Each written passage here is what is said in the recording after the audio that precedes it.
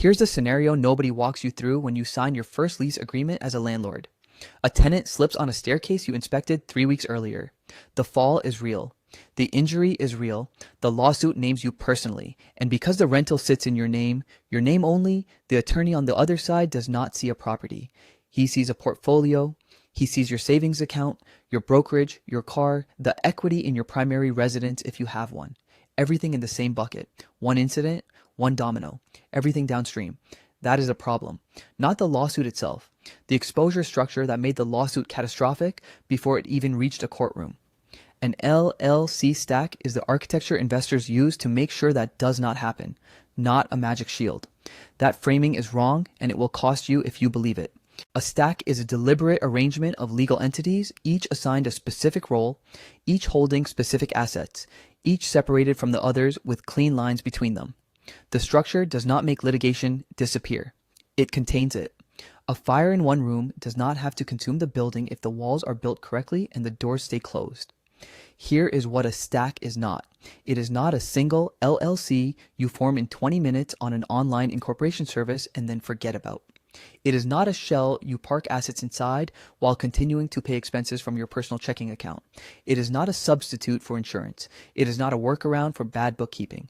Investors who treat it as any of those things discover, usually during discovery, that the protection they believed they had was a story they told themselves and no one else.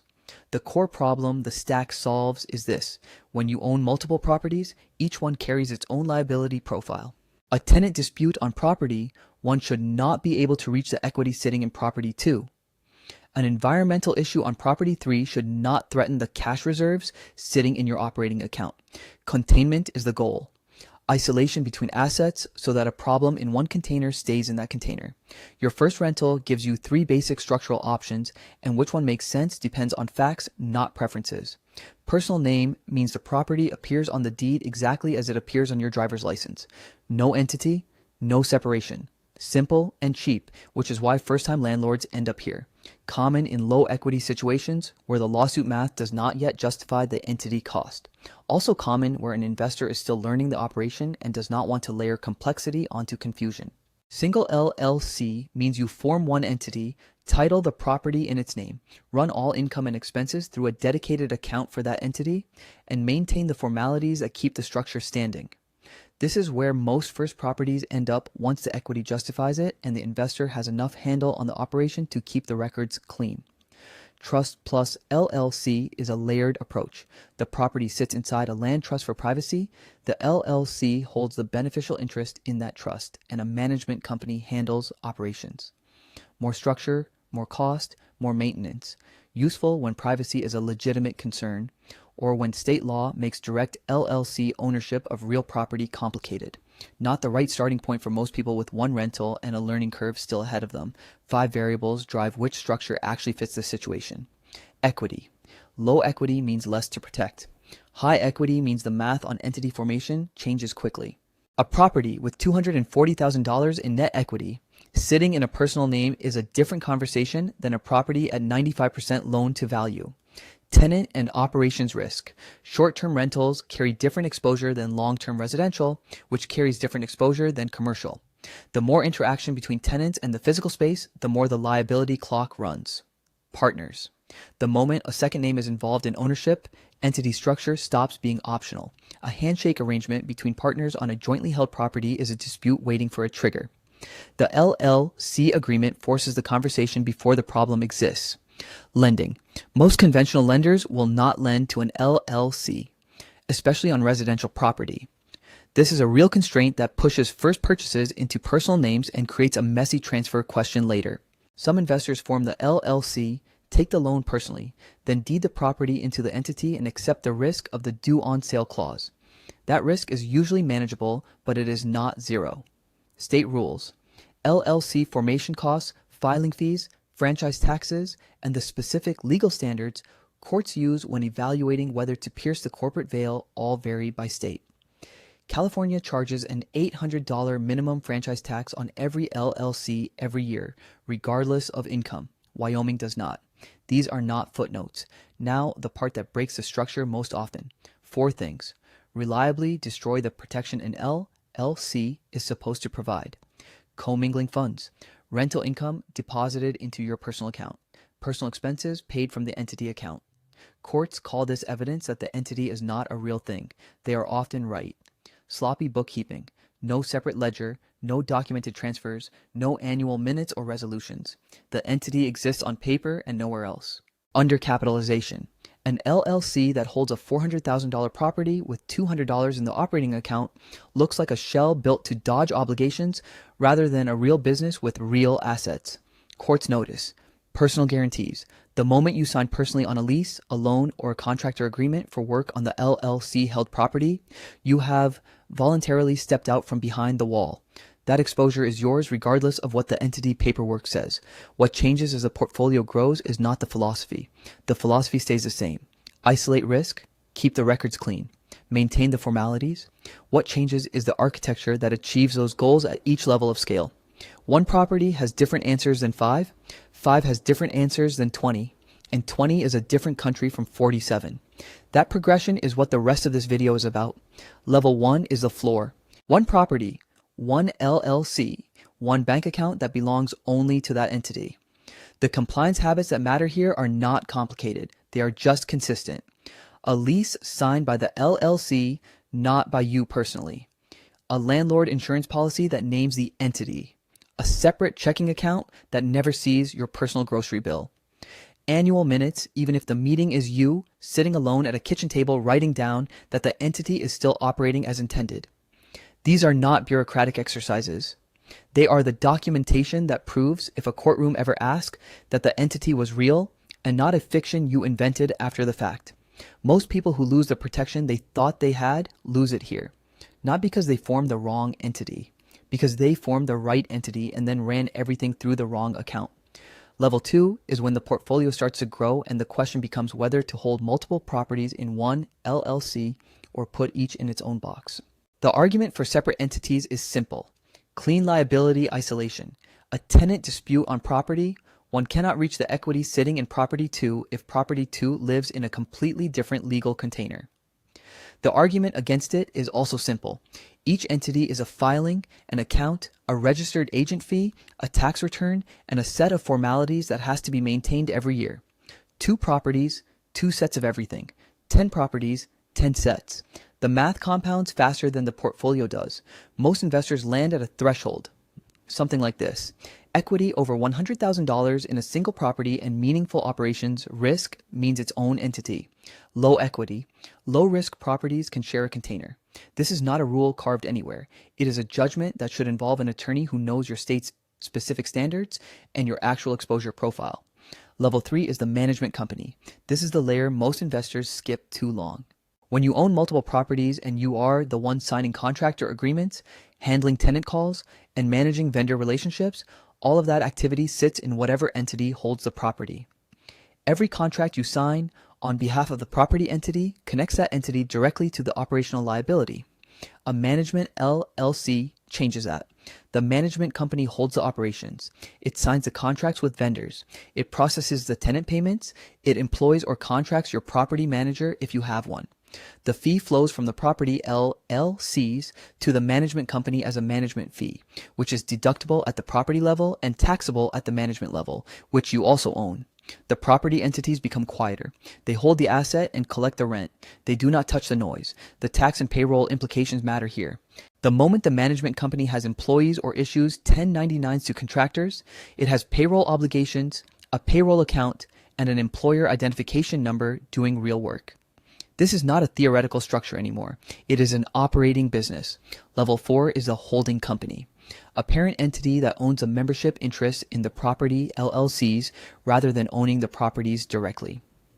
This layer helps with 3 things. Estate planning, because the holding company interest can transfer to heirs or trusts without touching the underlying deeds. Partner onboarding, because bringing a new partner into the holding company is simpler than restructuring individual property entities. And consolidation, because the holding company gives you one place to see the whole portfolio. What it does not help with is lenders. Most lenders who finance individual properties want personal guarantees. The holding company structure does not make that go away. A bank does not lend to a chart on a whiteboard. It lends to a person or entity with credit history and the willingness to stand behind the obligation. The holding company sits above the guarantee, which means the guarantee still finds you. Level 5 is other people's capital. The moment a deal involves outside investors, the deal-specific entity is not optional. It is the minimum. A syndication is a securities offering, and a securities offering without proper structure, and a clear operating agreement is a compliance problem that makes a slip and fall lawsuit look manageable by comparison. Each deal gets its own LLC. The operating agreement defines capital contributions, distribution waterfalls, decision-making authority, and what happens when investors disagree. These documents are not boilerplate. They are the difference between a clean deal and a dispute that destroys the relationship and the returns simultaneously. Level 6 is geography.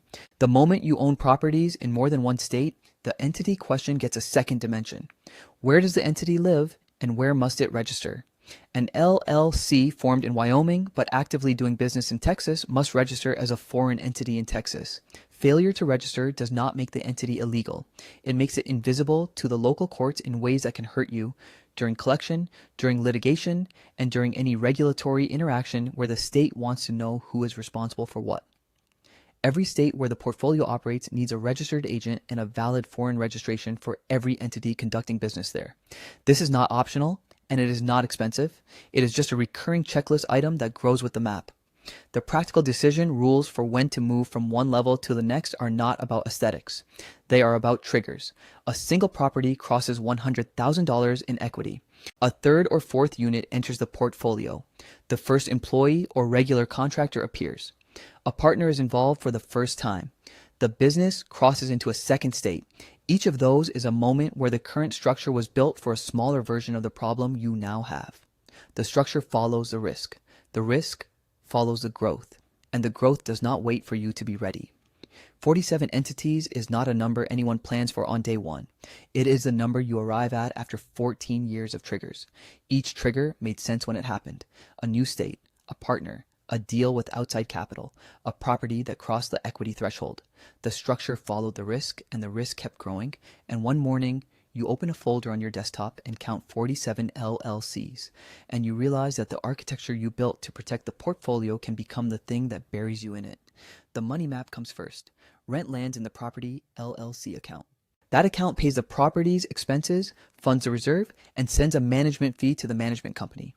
The management company runs operations, pays contractors, handles payroll, and distributes profit upward to the holding company or directly to you, depending on how the layers sit.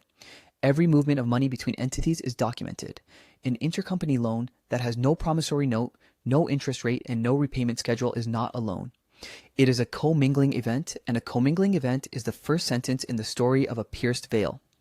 The separation that 47 entities was designed to create can be undone by a single undocumented wire transfer from one LLC to cover another's shortfall. The banking system has to match the entity map exactly. One operating account per entity. One reserve account per entity that holds meaningful capital. A centralized account at the holding company level for distributions. When the portfolio reaches this size, a treasury spreadsheet that maps every account, every institution, every entity relationship, and every authorized signer is not a luxury. It is the minimum viable system. The bookkeeping follows the same logic. A chart of accounts that is identical in structure across every property, LLC, so that consolidated reporting is possible without custom translation every quarter. Monthly reconciliations, document storage that is entity-specific and searchable.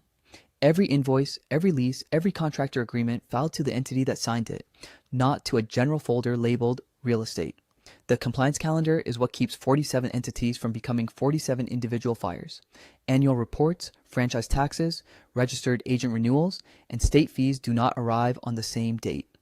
They arrive across 12 months in patterns that depend on formation date and state of registration.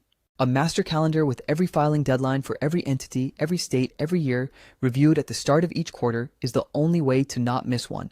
The K1s and 1065s for pass-through entities add another layer. Multi-member LLCs file partnership returns. Those returns generate K1s that feed your personal return. At 47 entities, tax season is not a season. It is a project with a project manager and a due date that moves if extensions are filed. The CPA who handled your first 3 properties is not necessarily the CPA who can handle this. Insurance exists in layers for the same reason the entities do. Each property, LLC, carries its own landlord policy. The management company carries general liability and errors and omissions. An umbrella policy sits above everything, covering excess claims that exceed individual policy limits. Lease language matters here too. Indemnification clauses, tenant liability requirements, rules around alterations, and contractor access. A lease that was drafted for a single rental and copied 46 times is not a lease strategy. It is a template risk. Maintenance logs and safety documentation are not administrative overhead. They are the evidence that, in a negligence claim, separates a defensible position from an exposed one. The hidden failure modes in large stacks are not dramatic. They are quiet. Piercing risk accumulates through small decisions, personal expenses run through an entity account, a transfer that never got documented, a meeting that was never minuted. Intercompany loans without written terms, an entity that was formed and never properly capitalized. These are not catastrophic events on their own. They become catastrophic when a plaintiff's attorney lines them up in sequence and presents them to a judge as a pattern. Overcomplexity is its own failure mode. An entity that serves no structural purpose, costs money to maintain, and creates compliant surface area without providing protection. Burnout is real. A portfolio that requires more administrative capacity than the owner has available will eventually develop gaps. And gaps in compliance are where exposure lives. The decision to simplify, merge, or restructure is not a defeat. It is a calibration. A refinance that requires lender approval of entity structure is a moment to evaluate whether the structure still matches the portfolio. A partner exit is a moment to ask whether the entities that were built around that partnership still make sense. A series LLC structure, available in a growing number of states, can consolidate multiple property cells under one umbrella filing while maintaining legal separation between cells. It is not right for every situation. It is worth knowing whether it is right for yours. Map your current level. Identify the trigger that would move you to the next one. Hold the structure loosely enough to change it when the portfolio demands it. And before you form, merge, dissolve, or restructure a single entity, sit down with a qualified attorney and a CPA who work together and who know the difference between what the structure looks like on paper and what it will look like under pressure. The architecture only protects you if it is built correctly, maintained consistently, and honest about its own limits.